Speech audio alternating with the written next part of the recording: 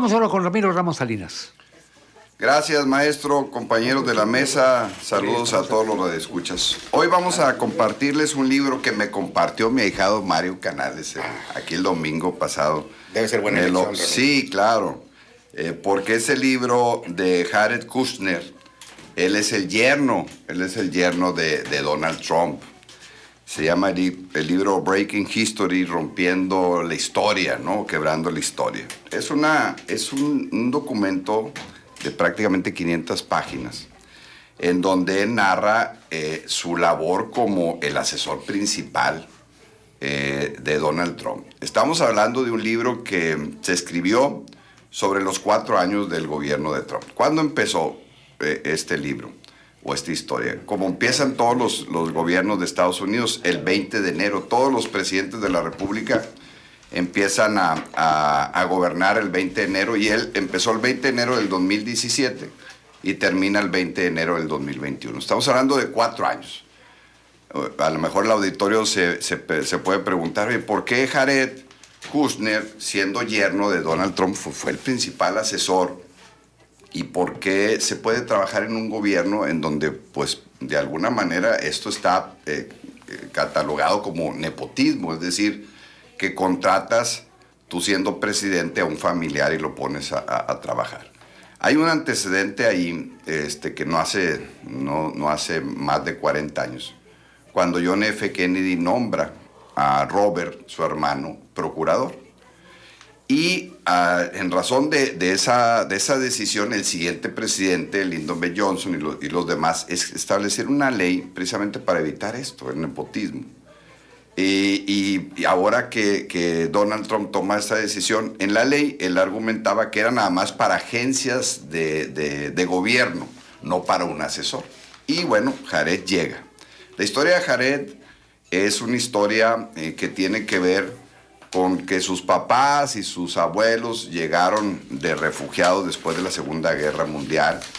Ellos, judíos, salieron huyendo de Polonia en 1941, 42, llegaron a Estados Unidos y ya Jared nació acá en Estados Unidos. El papá se dedicó al negocio inmobiliario, le fue muy, muy bien en ese negocio, y él administraba la empresa inmobiliaria. La hija de Donald Trump, Ivanka, una de sus hijas, también dedicada al negocio inmobiliario, como su papá, Donald Trump, allá en Nueva York, en Washington, New Jersey, donde tienen ellos propiedades inmobiliarias, se conocieron y se casan, ¿no?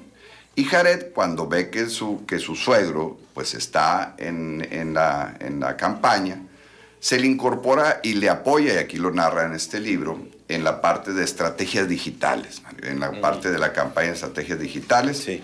Él contrata a alrededor de 100 jóvenes de Napa Valley, de allá de California, y los pone a hacer todo lo que son el mensaje que vimos en aquella campaña del 2017, una campaña donde llamaba mucho al nacionalismo norteamericano, es decir, al orgullo, a regresar el orgullo de los norteamericanos, al tema de decir que Norteamérica es para los norteamericanos, siendo un país pues, que se ha nutrido de inmigrantes, y sacar pues, temas tan polémicos como la construcción del muro, y que no solamente iban a construir el muro, que lo íbamos a pagar los mexicanos, y todas esas estrategias de publicidad entre el equipo de Jared Kushner y estos jóvenes, pues se hicieron para que fueran levantando la campaña. Acuérdense que fue una campaña donde contendió con la gran Hillary Clinton, ¿verdad?, que ya había sido secretaria de Estado, primera dama, y así empieza esta narrativa, ¿no?, de lo que es la historia de la campaña, cómo ganan la campaña, y luego ya la labor que tiene Jared Kushner en el gobierno de Donald Trump. Muy interesante.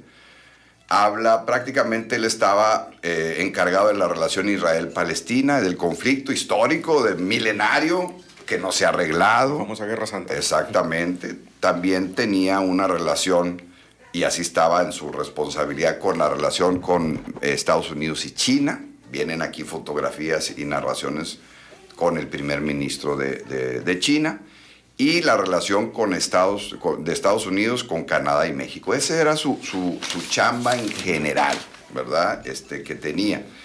Y él, como dice en este libro de Breaking History, él dice que lo animaron ya después de que termina el gobierno de Trump, como sabemos terminó en el 21, y le dicen, pues sería bueno que compartieras esta historia, ¿no? Él llegó a ser principal asesor de un presidente de Estados Unidos a los 33 años, muy chavo, y pues este libro narra todas las vicisitudes. Me voy a referir a 3 de ellas solamente, que tienen que ver con nuestro país, con México, sí. Porque narra muchas historias de los palestinos que nos atañen y de China, y son muy interesantes, sí. Pero por el tiempo que tenemos me voy a referir a 3 acá. La primera tiene que ver con NAFTA, tiene que ver con el TEMEC. Acordémonos que nosotros logramos un acuerdo de libre comercio entre 1992 y 94 para tener una baja de tarifas arancelarias y no arancelarias, que eso es en esencia el Tratado de Libre Comercio, y en eso nos fue extraordinariamente bien. Cuando sale Donald Trump, él dice, voy a recuperar los empleos y voy a traer los empleos que se perdieron con NAFTA. Esa fue una bandera de su campaña junto con el mentado muro. Entonces, cuando él llega ya al gobierno, Jared le encargan ese tema de la renegociación del Tratado de Libre Comercio, y aquí detalla cómo se hizo esa renegociación. Básicamente habla de sus pláticas con Luis Videgaray, que primero secretario de Hacienda y luego secretario de Relaciones Exteriores, y luego con nuestro vecino Ildefonso Guajardo, que es vecino, le digo porque aquí nació en Monterrey, es diputado federal ahora del PRI y fue secretario de Economía en ese tiempo. Y ellos dos son los que tienen el acuerdo con él, ¿no? En cuanto a qué se iba a hacer en el tema para la renegociación del TEMEC. Y luego, como la renegociación se da en los tiempos electorales, se incorpora ya ganada el gobierno federal de López Obrador, Jesús Seade, que fue el representante del gobierno actual en esa negociación. Como duró un poco más de un año, esos son los 3 personajes y aquí los describe, le da un reconocimiento especial a Videgaray, porque pues es académico, Jared estudió en Harvard, Videgaray egresado del MIT, y cuenta cómo en las pláticas con él, pláticas muy profesionales, incluso en el libro está una tarjeta que el mismo Videgaray le escribe para ver cómo iban a renegociar el Tratado de Libre Comercio. Básicamente, por qué se logró el acuerdo y qué quedó en el TEMEC en relación a nosotros con los mexicanos.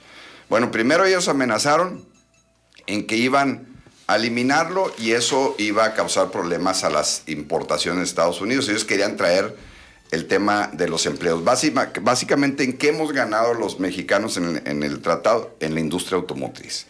Todas aquellas empresas que estaban en Detroit y en todos esos estados de la República, sobre todo ahí, pues ahora están en Aguascalientes, en Nuevo León, en Querétaro, y nos ha ido muy bien. Hemos ganado mucho dinero como gobierno y mucho dinero y muchos empleos por el tema de la industria automotriz. Ahí básicamente se renegoció el tema de que se les aumentara el sueldo a los trabajadores, porque ellos argumentan que se han venido los empleos acá porque nosotros pagamos bajos sueldos y porque tenemos una poca regulación en las empresas. Y no es tanto así, es una visión norteamericana un poco limitada, porque la verdad es que nuestra condición de posición geográfica y la capacitación y calidad de la mano de obra es lo que nos hace ser competitivos. O sea, eso también, y eso nunca lo dicen ellos, nuestros vecinos, pero bueno, eso se renegoció y ahorita en el TEMEC, pues ya está considerándose ese tema. Después, que sí iba a ser, ellos propusieron una cláusula sunset que le pusieron ahí, que iban a renegociar cada 5 años el TEMEC.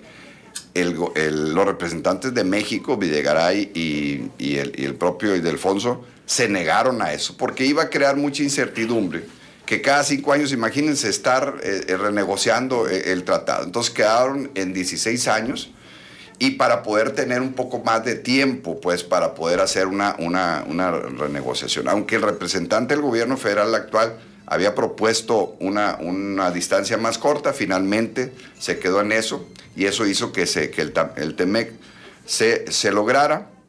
Y aquí cuenta cómo, pues antes de que terminara el gobierno de Peña Nieto, se firma. Y eso, el gobierno de México decide darle el águila azteca a Jared Kushner. Y él lo cuenta y lo dice así con su inocencia de joven. Dice, yo no sabía que era ese reconocimiento. Lo consulto con Donald Trump, con el presidente, y me dice, pues adelante.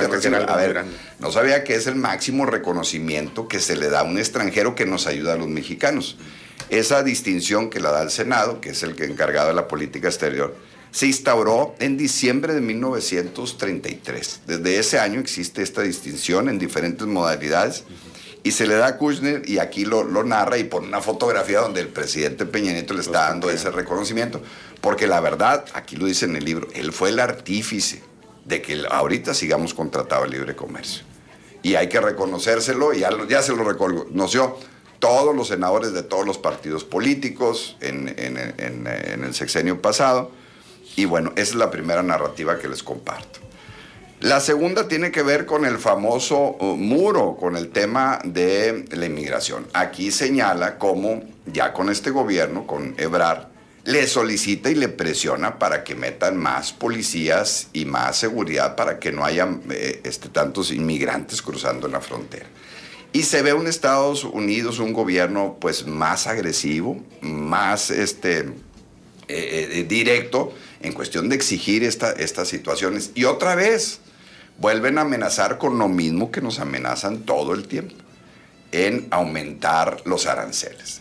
La verdad, y lo hemos dicho y lo saben los conocedores del comercio internacional, que si se rompiera el Tratado de Libre Comercio, como nosotros estamos por nuestra condición de país en desarrollo como nación más favorecida, eso está en los acuerdos internacionales de la Organización Mundial del Comercio, los aranceles se aumentarían entre 3 y 5%, o sea, no sería un caos para México, la verdad, por nuestra condición de nación más favorecida, pero sí nos afectaría de alguna manera. Entonces, esa es la amenaza latente que hace Jared y el gobierno de Trump contra eso. El gobierno federal actual cede en eso y pone más policías y pone más la Guardia Nacional, y lo que vimos, ¿no? Aquí lo señala. Y pues le va cumpliendo y bajando la inmigración. Y entonces Trump dice, no, pues el presidente AMLO pues es un gran presidente porque le cumple ese capricho de bajar de poner los policías a cuidar que no pasen tantos inmigrantes, que eso es una promesa muy republicana, que es el partido de ellos, ¿no? Oiga, mire, ¿cómo pensar en ese tiempo de la estrategia de la campaña de Donald Trump con Jared cuando manejan las estrategias? Oye, ¿no será contraproducente por el voto latino más que todo y del mexicano en Estados Unidos? Sí, por eso él narra acá cómo dice, es que a nosotros nos tildan de que somos anti-mexicanos y que no queremos, dijo, pero bueno, ahí está el tratado. Y digo, y pues sí, apoyan eso, pero siempre fue más propaganda, Mario, porque si ve uno las estadísticas de deportación que hizo Obama contra las que hizo Trump, hizo más Obama. Así es. Pero Obama no lo decía. Ajá. No lo decía. Ya fueron bien directos. Esto sí, bueno, es que era parte de su campaña política, de su estrategia, de sus mensajes que tenía, ¿no? Y él lo señala aquí, las reuniones que tuvo, la vez que citaron a Ebrard, y Donald Trump, aquí lo narra él, le dice que un asesor, le dice a Ebrard, mira, un asesor mío lo acabo de correr porque me dice que invada a México. Lo pone ahí. Sí. Es una narrativa real, porque Jared estaba con Trump. Sí. Y dijo, pero no, ¿cómo voy a invadir yo a los mexicanos si son mis amigos? Pero le hace y pone a Ebrard nervioso. Y aquí lo narran ellos dos. Ajá. Por eso es muy importante este libro, porque cuando haces un acuerdo político y cuando llegas a una negociación, pues te la guardas. Los que hemos estado en política a veces no decimos los detalles de los acuerdos, y aquí ellos lo están diciendo, tanto Trump como él, porque este libro pues lo autorizó Trump, y desde las fotografías y las narraciones pues están compartidas, ¿no? En ese sentido. Entonces es muy interesante para alimentar esa relación de México-Estados Unidos histórica, que ya se las he platicado yo en otros libros, pero esta es muy reciente, y por eso le agradezco a mi hijado Mario que me haya prestado este libro, porque es muy bueno por el tema de lo corto que tiene esta relación. Y luego la tercera historia tiene que ver con el petróleo. Cuando a ellos se les viene el tema del COVID, acuérdense que el COVID empezó en el 2019, Mario. El 2019, por eso se llama COVID-19. porque afeó a finales del 19. Los norteamericanos inmediatamente se dieron cuenta que había en China una comunidad, una ciudad, donde había un brote de un virus que no conocían. Y ellos inmediatamente, pues con sus capacidades de conexión y todo, empezaron a ver ese tema. Y les pasó lo que les pasó a todos los países. Oye, los respiradores y las máscaras y todo, y se les murió mucha gente, no tantas como nosotros aquí en México en proporción. Y luego empezó el tema de la economía, con las dificultades, porque la gran materia prima que recibimos de los chinos, pues es impresionante. Vean lo que nos pasó con la industria automotriz ahora, que no llegaron a algunas partes y se paró muchas más. No se produjeron muchos vehículos precisamente por ello. Entonces aquí narra esa parte y la relación con Arabia Saudita y Rusia con cuestión del petróleo.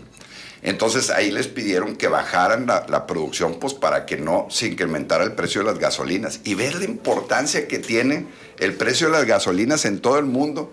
Y ahí narra cómo le hablaron a Alfonso Romo. Esta vez ya no fue a hablar, le hablaron a Alfonso Romo, que es el chief of staff o el asesor principal, el consejero principal, era de López Obrador, ya no. Y le pide que baje la producción de petróleo a Pemex. Es impresionante. Como eso no está en la ley, no tiene que pasar por el Senado, porque Pemex es una empresa del gobierno. Y Poncho Romo le dice, sí, dijo, voy a pensarlo, y bajan esa decisión. Esto no fue público. Yo no me acuerdo haber leído que el gobierno norteamericano le haya pedido al gobierno mexicano que bajara la producción por ese tema, pero lo hicieron y aquí está en el documento. Por eso es muy interesante este libro. Y bajan la producción de barriles de petróleo, la extracción, para que no se incrementen las gasolinas en eso. No, para que vean la relación entre México y Estados Unidos. Está maravilloso el libro, porque esa es nuestra relación. ¿Qué les interesa a nosotros? El negocio, el tratado, el petróleo, el tema de inmigración. Esos son sus temas. No hablan del tema de seguridad, lamentablemente. O sea, no lo traen, y tanto que nos afectan aquí. Y esa narrativa es interesante por nuestra fuerza que tenemos en la producción de petróleo. La verdad que somos un país, y me quedó claro ahora con este libro, tan importante, tan estratégico, y que podemos impactar tanto en Estados Unidos y en el mundo. Y ellos lo dicen. De verdad que México somos un país extraordinario, que tenemos todo para poder competir y hacer un impacto hasta Medio Oriente. Y con los Estados Unidos dependen mucho de nosotros, no lo dicen.